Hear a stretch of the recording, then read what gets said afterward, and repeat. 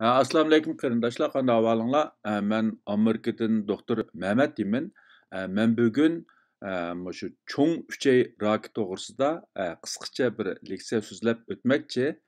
Men bu leksiyada asosliqi cho'ng uchay rakininki kasallik alomatlari, sabablari va qandoq qilgan vaqtida uni boldirib bayqag'ili bo'ladiganligi to'g'risida bo'ladi. Endi meyli şu cho'ng uchay raki bo'lsin yoki har qandaq bir rak bo'lsin, bu raklarni davolashda eng muhim bo'lgani uni baldur bayqash. Biz bu rakni qancha baldur bayqagan vaqtimizda uninki davolash unumi shuncha yaxshi bo'ladi. Rakdan keyingi ömrümüzmü shuncha uzun bo'ladi. Bu undaqda bu baldur bayqash uchun biz nima qilishimiz kerak degan vaqtida har qandaq rakni, mayli bu cho'ng uchay raki bo'lsin yoki har qandaq rakni baldur bayqash uchun oldi bilan u rak to'g'risida belgilik tushunchaga ega bo'lishimiz kerak. Shu maqsadda men bugun bu cho'ng uchay raki to'g'risida qisqacha bir tushuncha berib o'tmoqchi. Tövəndə diqqətinizlər bu leksiyanın təfsilatında bolsun.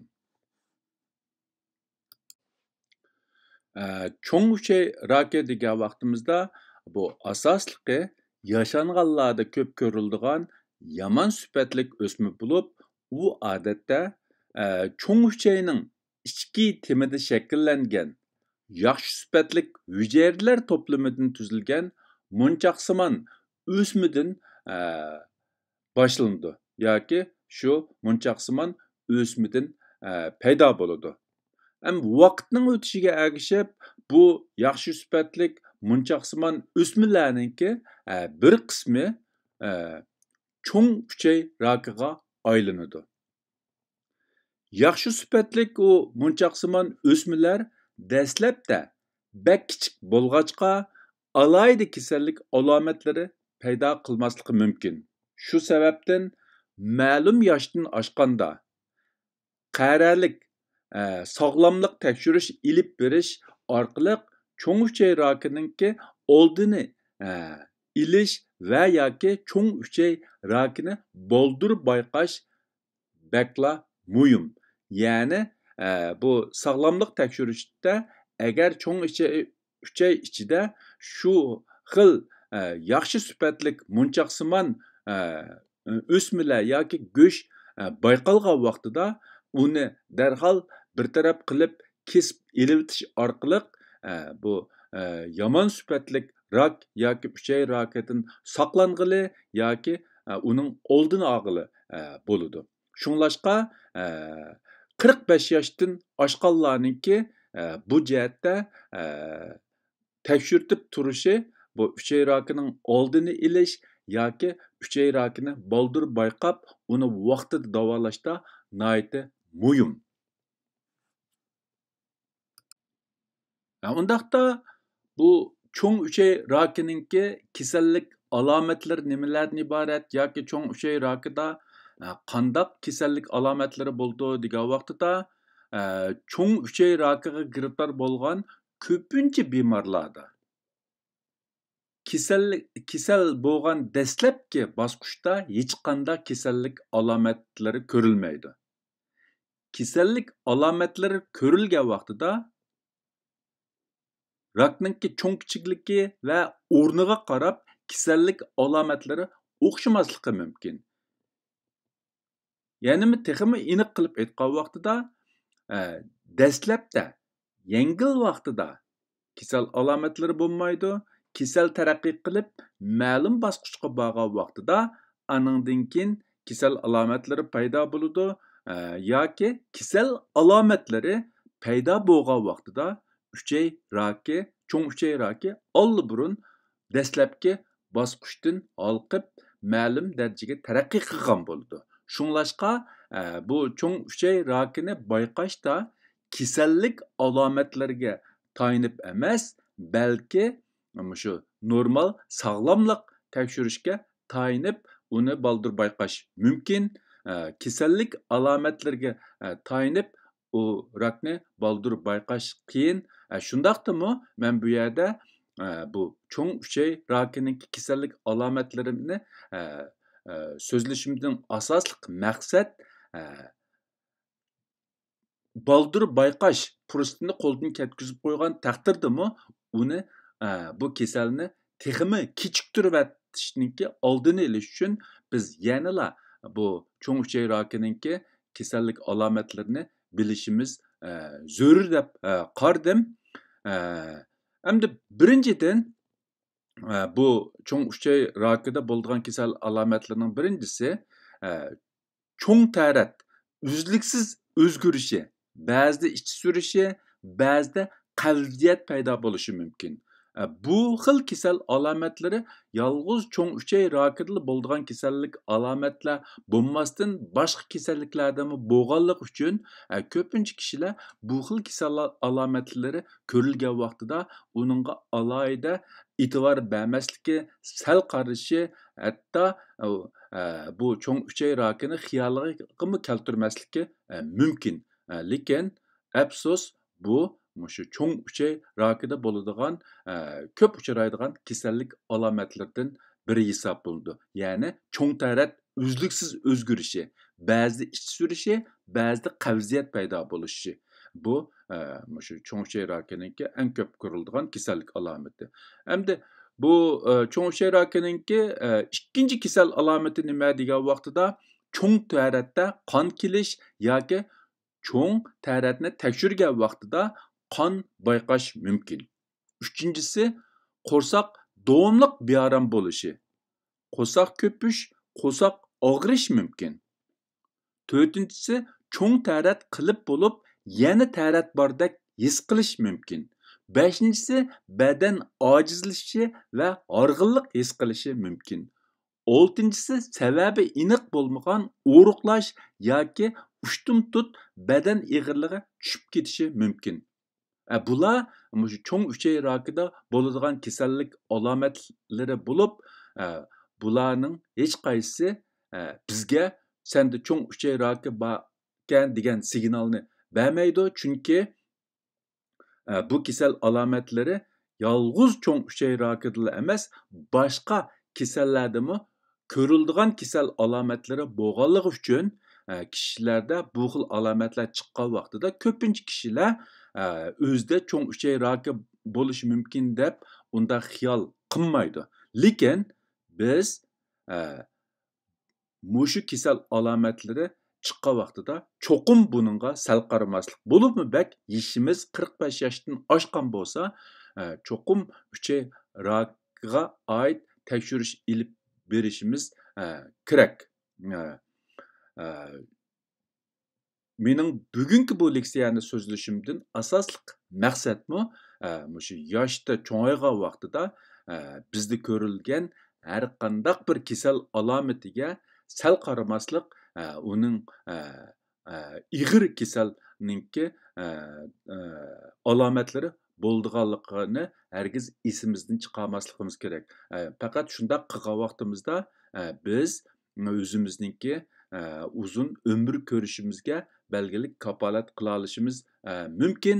Bo'lmasa bu yolg'iz cho'ng uchay rak emas, har qanday rak baldur bayqalmagan vaqtida yoki davolashning eng yaxshi fursati qo'ldan ketgan vaqtida, u vaqtida har qanday usta doktormi, cho'ng doktorxonami ko'p amal qilmasligi mumkin. Undaqda bu nima sababdan kishilar cho'ng uchay rakiga giribtor bo'ldi yoki cho'ng uchay rakininki qandaq sabablari bor degan vaqtida cho'ng uchay raki odatda cho'ng uchaydagi sog'lom hujayralarninki DNAsida o'zgarish paydo bo'lganligi sababidan paydo bo'ladi.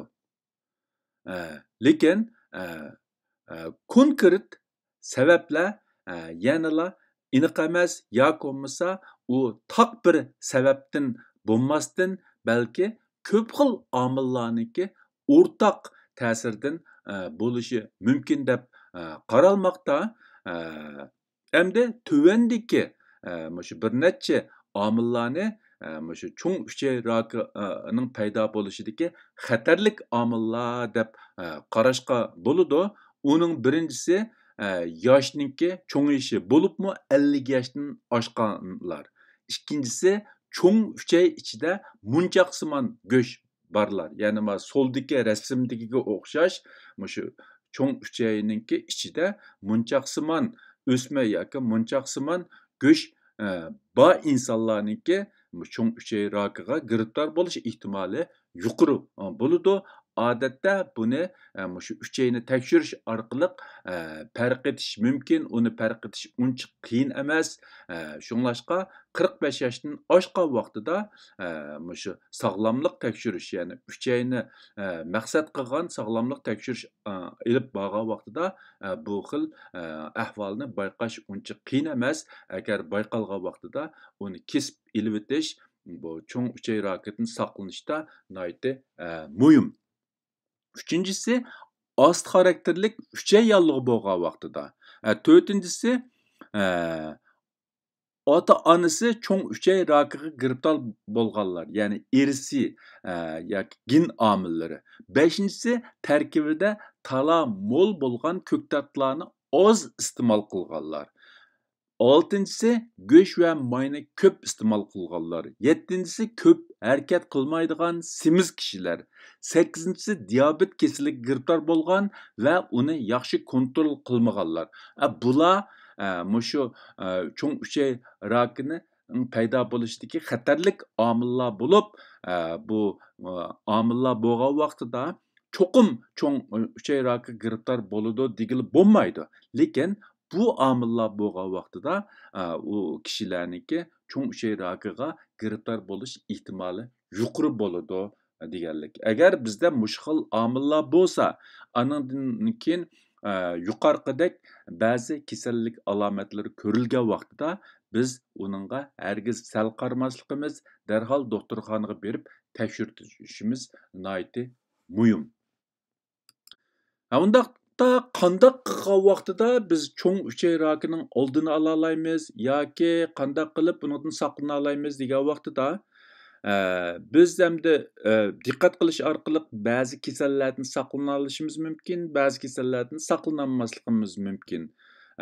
Shunglashqa bu yerdagi kasallikdan oldini olish yoki saqlanish usullari degan narsalarning hammasimi nisbiy bo'lib, biz faqatla shu o'zimizningki sharoiti yor bergan ahvol ostida yoki shundoq sharoitimiz bo'lgan, shundoq fursatimiz bo'lgan vaqtida qandoq qilib shuningdan eng yuqori darajada unumli foydalana olamiz demakchi.